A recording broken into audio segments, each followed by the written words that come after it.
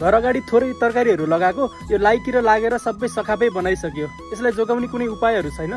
सामान्यतया योबाट जोगाउनको लागि हामी विषादीहरूको प्रयोग गर्न सक्छौँ होइन, इन्सेक्टिसाइड्सहरूको प्रयोग गर्न सक्छौँ। यो किरालाई चाहिँ एफिड्स भनिन्छ, त्यही भएर हामी एफिसाइड्सको प्रयोग गर्न सक्छौँ। यदि नेपाली बजारको कुरा गर्ने हो भने नेपाली बजारमा पनि यस्ता विषादीहरू मजाले पाइन्छ, जस्तै साइपरमेथ्रिन, म्यालाथियन, स्पिनोस्याड, पाइरिथ्रिन जस्ता विषादीहरू तपाईँले विषादी पसलमा अथवा अनलाइनबाट अर्डर गरेर पनि छर्किन सकिन्छ।